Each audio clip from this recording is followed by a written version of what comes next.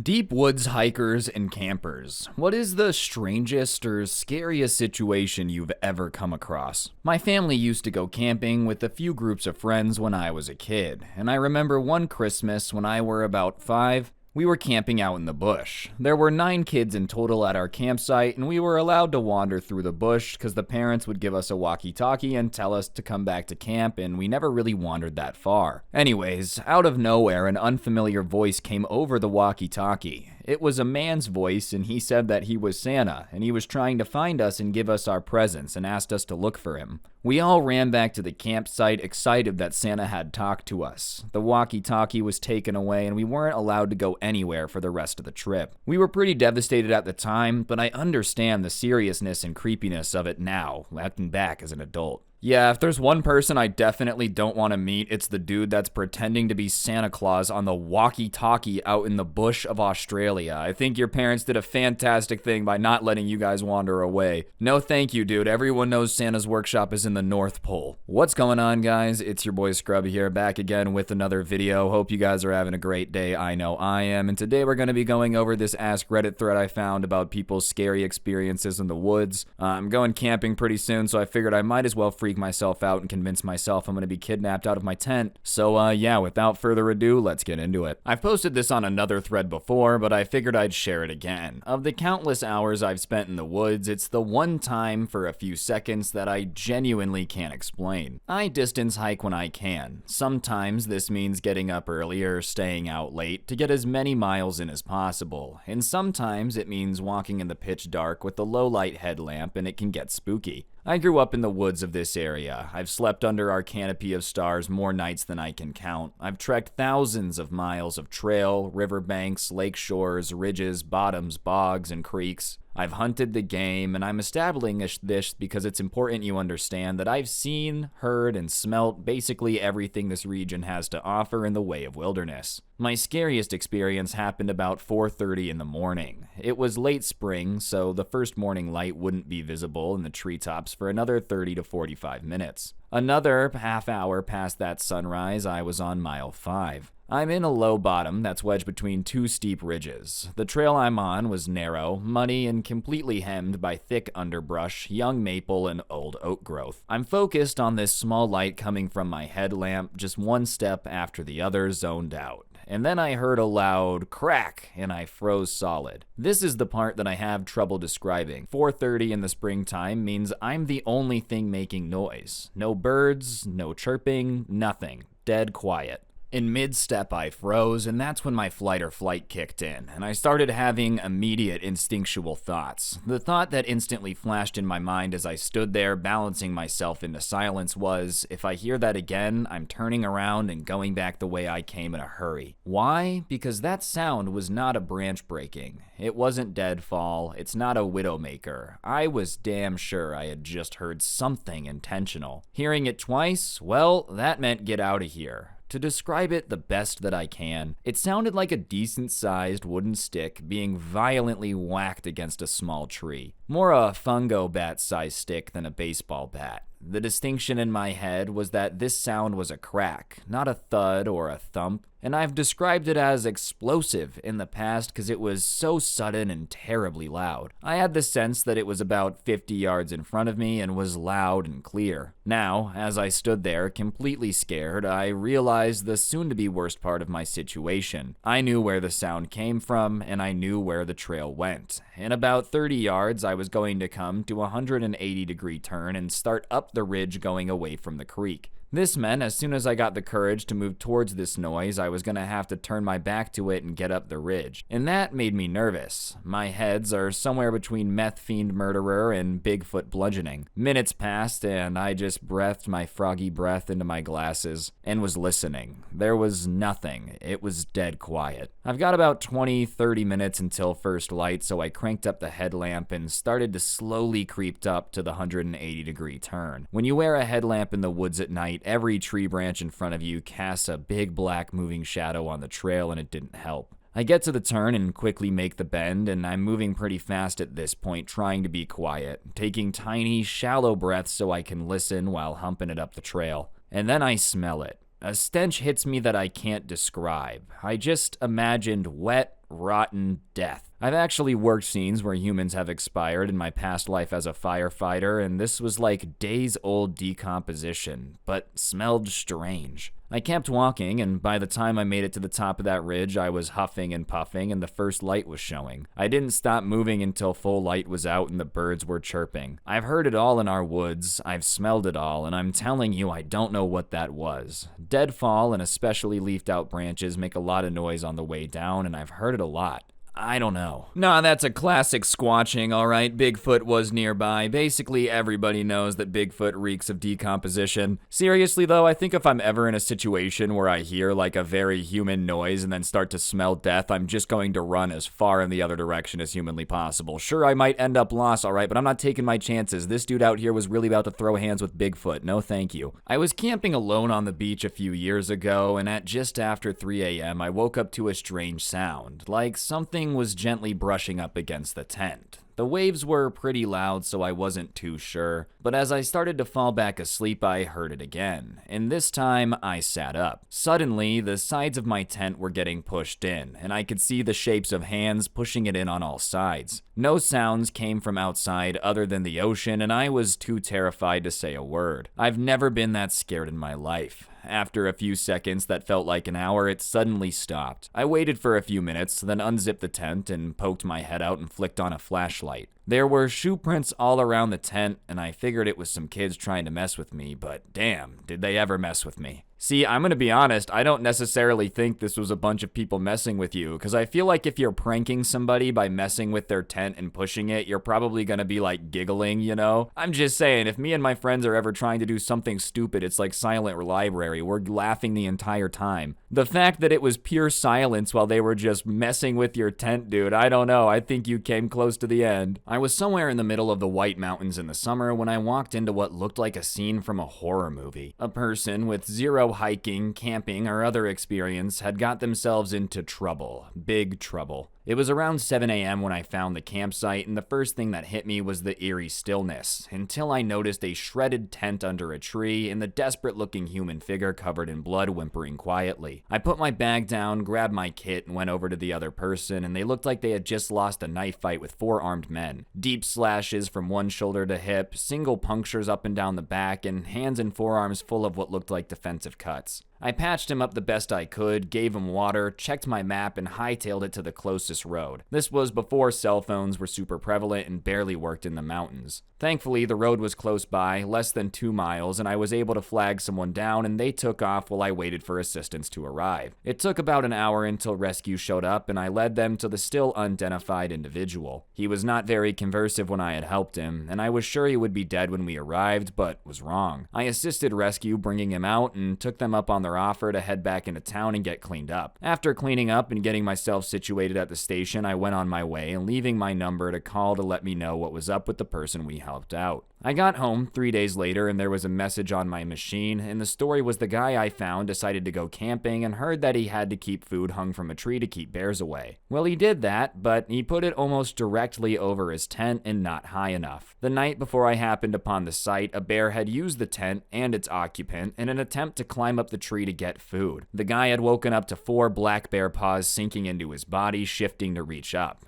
The guy survived and swore to the hospital staff he was moving to the city and never going to the woods again. I mean, do you blame the dude? What do you want him to do? Pick up camping as a hobby after he got attacked by a bear? I know it was his first time and like it was avoidable, but still, I don't think I would be wanting to go back into the woods ever if I got attacked by a bear. Literally none. I don't know, dude. I feel like he's kind of got the whole outside experience thing down after you survive a bear attack. I was walking a section of the Appalachian Trail with a couple buddies when we happened across a bundle of sticks. The sticks were made into a figurine kind of similar to the ones from Blair Witch Project, and it was obviously placed there by someone as it was dead center in the middle of the trail against a rock. I thought it was cool, so I grabbed it and put it in my backpack. Anyways, we finished the hike and set up for the night in our camping spot, and we were all pretty wiped out from the long day, so after dinner we retired to our tents and conked out for the night. The next morning, I was the first first one awake, so I got up to make coffee, and what did I find? An identical bundle of sticks to the one we'd found sitting atop a pile of charred wood from the previous night's fire. The first thing I did was check my pack, and sure enough, the one I picked up was still there. Each of my friends swore they didn't put it there, and I said the same, and it was weird because we were all adamant about it not putting it there. I guess I can never be sure it wasn't one of them messing with the other two. The thing that messes with me is the bundle I found in the morning was almost an exact replica of the one we found earlier, and I find it hard to believe one of the other guys could have made such a close replica without being able to model it after the one in my pack. And it's not like either would have placed it on the one on the trail beforehand for us to stumble upon, as it was far out in the middle of nowhere. I want to believe one of them pulled a prank on the other two because the alternative scares the crap out of me. Well, yeah, dude, I mean, listen, if you're gonna be camping in the future, there's just some ground rules, I don't consider myself an outdoorsman, but if you find creepy things on the trail, you don't take it with you. Oh my goodness. Did you not learn anything? Like, if you find a ventriloquist dummy at the garage sale, you don't buy it. You find a bundle of sticks in the shape of a figurine from a horror movie, you don't take it in your backpack.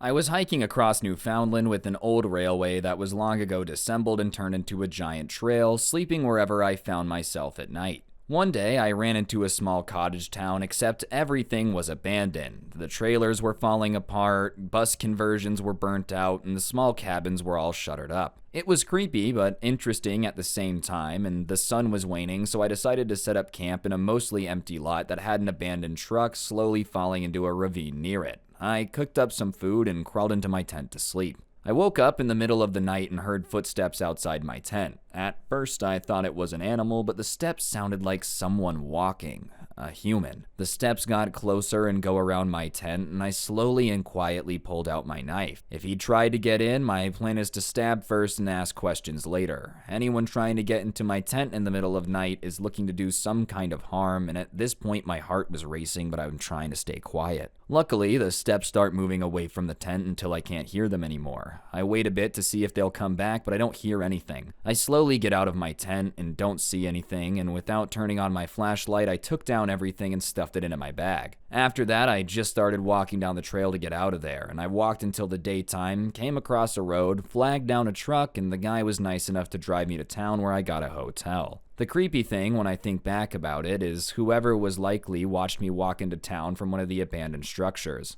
I'm guessing it was a squatter, and I'd like to think he was just curious, but I'm glad I didn't stay and wait to see if he'd be back. I have pictures of that cottage town and my campsite that night. What is up with people trying to just explore other people's tents, dude? Obviously you're up to no good, but I don't know, man. Even if you are up to no good, it's increasingly obvious that or not increasingly obvious, insanely obvious that if you're walking up to my tent at night, you're clearly up to no good. And yeah, stab first, ask questions later. I don't know, man. When you're in an abandoned town and people are sneaking around trying to sneak into where you're sleeping, that's a perfectly normal reason to be scared. Solo backpacker here. Haven't had it happen yet, but I always worry about stumbling across a pot grow. I've found abandoned ones, but never an active one, thankfully. One time, I found a completely empty gallon milk jug sitting on a rock in the middle of a creek, an inch above the water line, with some water splashed on surrounding rocks like somebody had just walked down the middle of the creek. The rocks were in a shallow spot, but there were 2 deep pools on either side, so they could have been in the water, at least up to their hips, to get away down the creek. It was creepy because there was no sign of anyone around and the creek had flooded the night before, but the jug was clean, whole, undented and dry and looked brand new. It had not been in floodwater.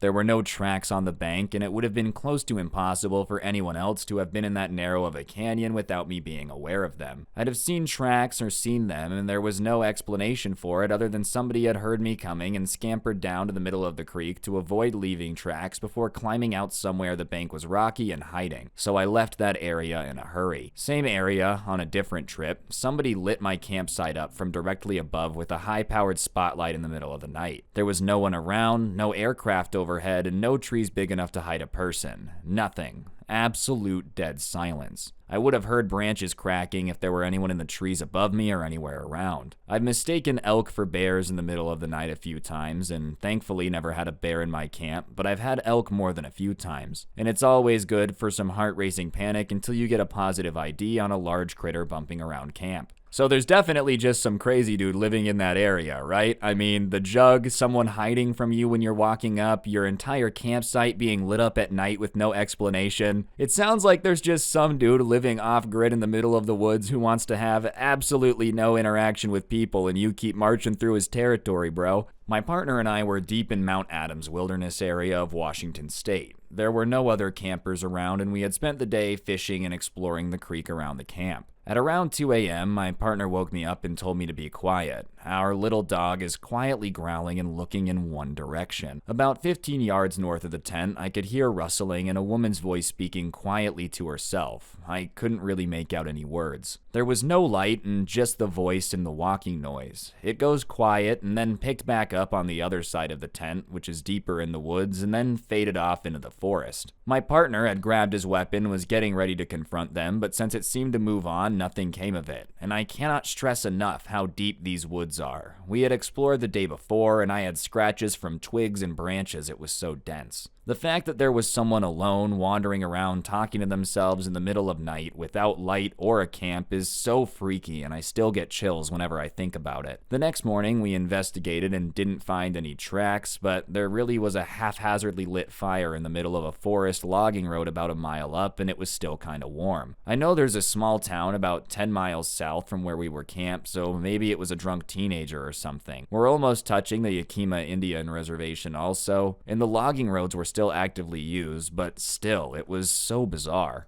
Yeah, man, I just don't want to bump into the type of person that's not afraid of wandering through deep woods talking to themselves late at night with like no lights on. You know, I'm sure they're way, way braver than me and way better than me at the outdoors, but I don't know. There's also a solid chance that they've been outside for so long that they like don't know how to interact with people no more. Feral people, man, they're out there. We were in Crater Lake, Oregon, camped in the backcountry at a popular spot for deer to congregate. We didn't really mean to, and we realized it after we were set up and it was dark. Sets of eyes surrounded us for hours, just staring. They were deer, so we weren't scared, though it was a bit unsettling. We were on edge and scanning the campsite in all directions. At around midnight, I saw a set of eyes low to the ground, but not too low. They approached us in a perfectly fluid motion with almost no bobbing of the head, and I went into Cougar defense mode. I spoke loudly and confidently with my axe raised above my head, never turning my back, standing my ground, and continued with this until the eyes stopped in their track and eventually retreated a few yards back behind a tree.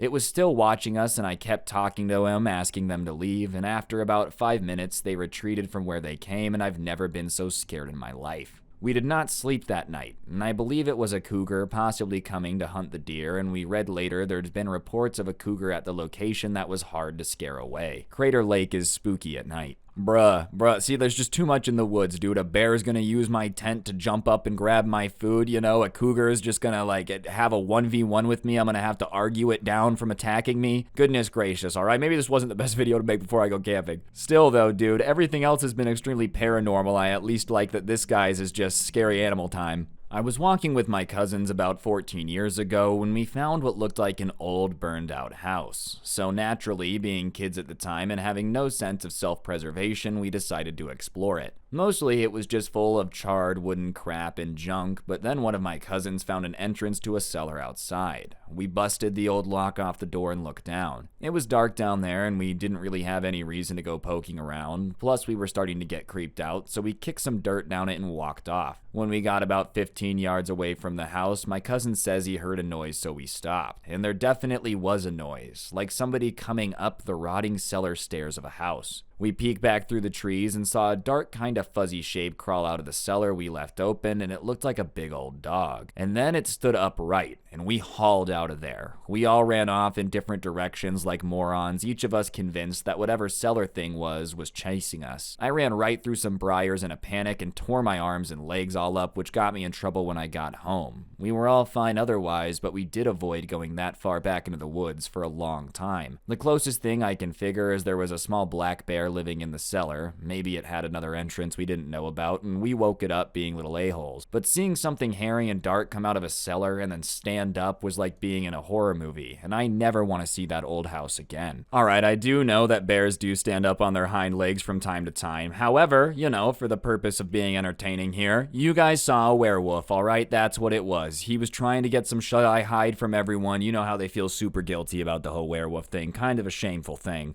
So they went to the cellar to try to hide, and when you guys came, he's like, great, now I'm gonna get bothered. I've got to go somewhere else and do werewolf stuff. So really, you guys just ruined his entire day. Let's be honest here. Anyways, guys, I do think that's gonna do it for the video. Hopefully you enjoyed. If you liked the video, be sure to like, comment, subscribe, all that good stuff. I post these pretty often. And yeah, if you really want to help me out, I do also post them on Spotify. Link down in the description. Feel free to go check it out. You want to listen offline without gameplay, whatever floats your boat. But yeah, on that note, guys, I'm gonna go to the woods now. Don't get anyone pregnant. If you do, make sure they're hot, and hopefully I will see each and every single one of you guys next time. I'm out. Peace.